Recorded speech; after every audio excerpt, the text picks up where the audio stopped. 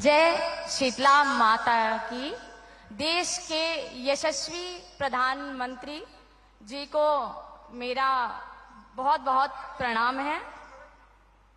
प्रधानमंत्री जी vote bank की राजनीति करने वाले उन्होंने देश को बहुत नुकसान पहुंचाया है।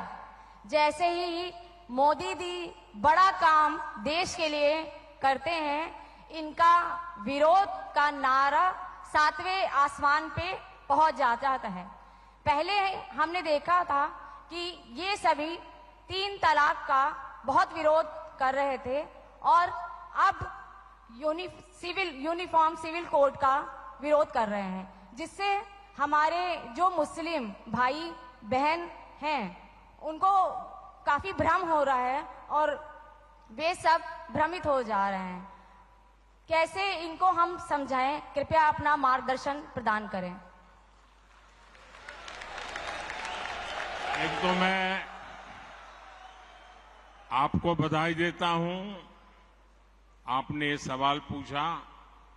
इस सवाल से मैं पूरा विश्वास से कह सकता हूं कि आप जमीन से जुड़ी हुई कार्यकर्ता है, लोगों के बीच रह करके लोगों के सुख दुख को जानने वाली बहन है आप, और इसलिए मैं पहले तो आपको बधाई देता हूं। देखिए, मुझे लगता है, यानी देखिए, हमें थोड़ा अध्ययन करना चाहिए। मुझे लगता है कि जो भी 3 तलाक के पक्ष में बातें करते हैं, 3 तलाक की वकालत करते हैं, ये वोट बैंक भूखे लोग मुस्लिम बेटियों के साथ बहुत बड़ा अन्याय कर रहे हैं।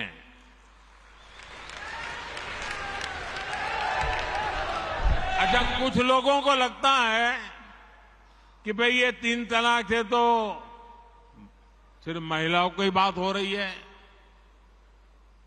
3 तलाक से जो नुकसान होता है ना, वो सिर्फ बेटियों को होता है ऐसा नहीं है, उसका दायरा उससे भी बड़ा है।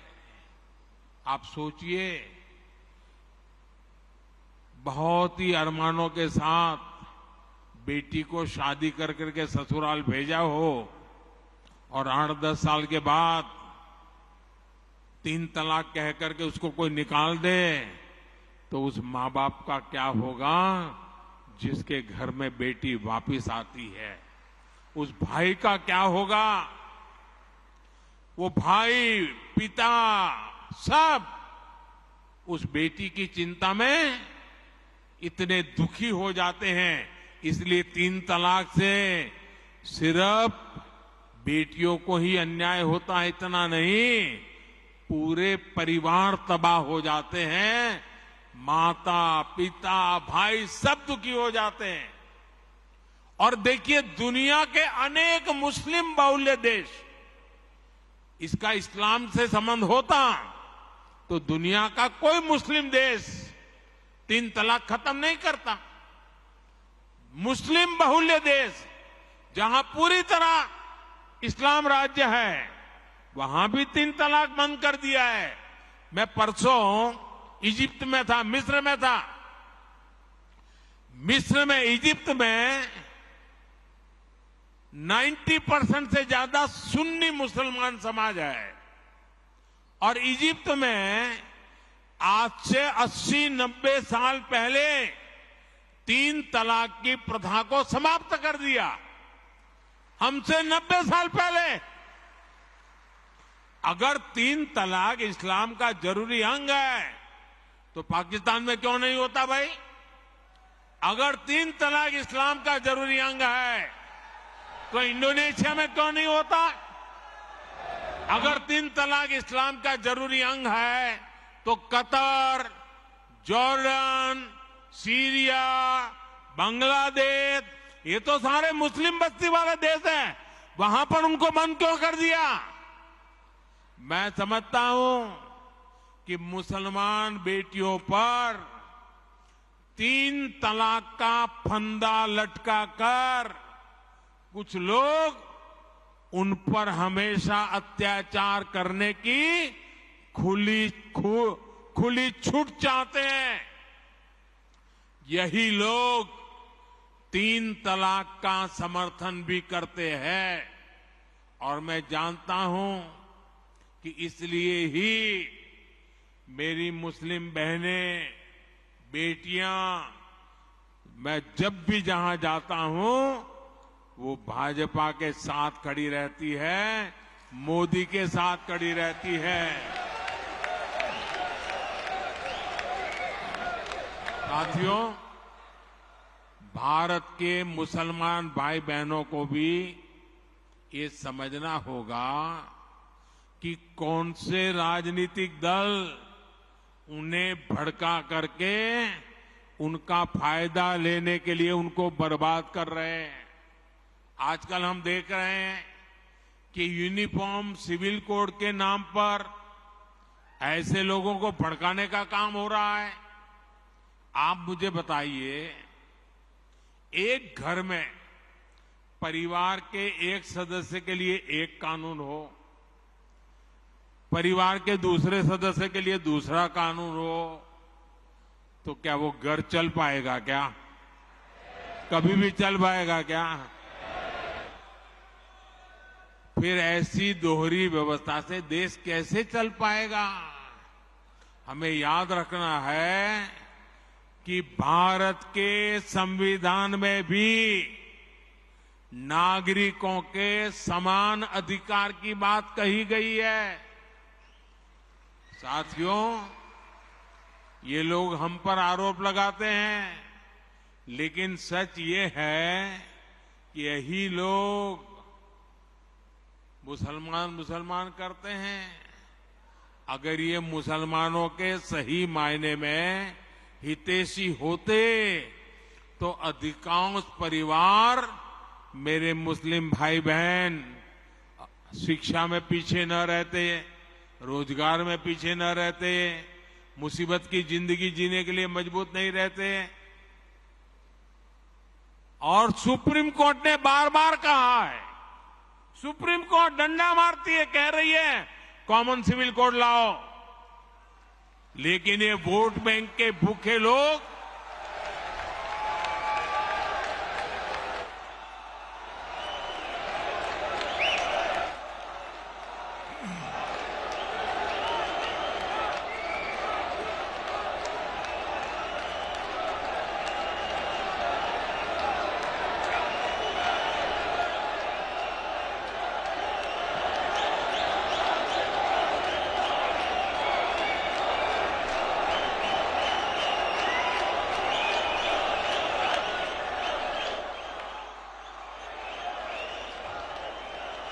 अच्छा, मैं आपको एक और बात बताना चाहता हूं।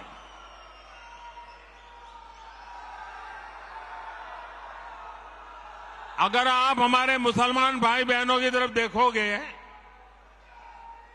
और मैं देखता हूं कि जो हमारे पसमंदा मुसलमान भाई बहन हैं,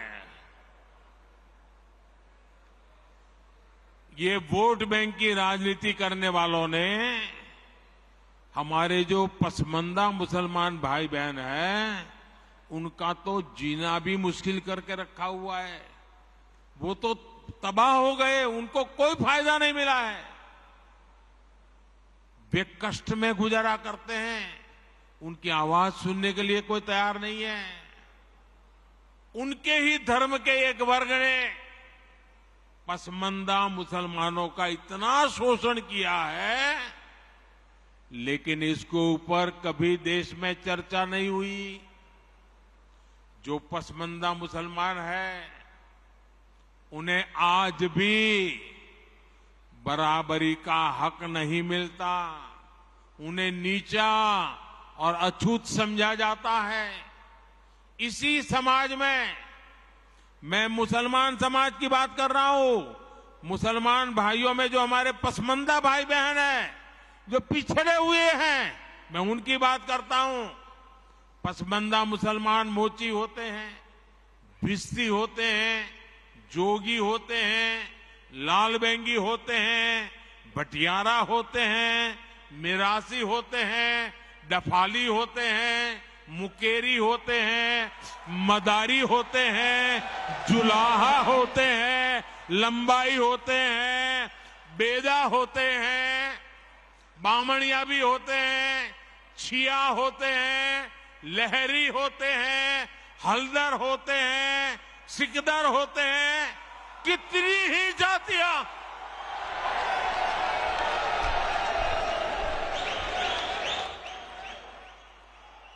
ये सब इतने पिछड़े रहे हैं, इनके साथ इतना भेदभाव हुआ है। भाइयों बहनों, इस भेदभाव का नुकसान उनकी कई पीढ़ियों को भुगतना पड़ा, लेकिन भाजपा देश के हर नागरिक के लिए सबका साथ सबका विकास की भावना से काम कर रही है। आयुष्मान भारत योजना ने उन्हें भी स्वास्थ्य सुविधा का हक दिया है। पीएम आवास योजना के तहत उन्हें भी अपना पक्का घर मिल रहा है।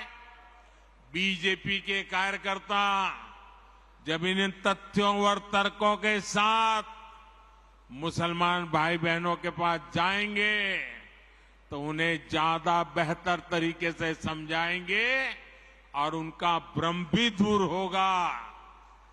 और इसलिए आपने जो सवाल मुझे बहन जी पूछा है, बड़े विश्वास के साथ जाइए और उनके सुख दुख दूर करने में, उनकी कठिनाइयों को दूर करने में एक कार्यकर्ता के नाते समानता का भाव से आप प्रयास कीजिए। जरूर वो आपकी बात मानेंगे, समझेंगे भी।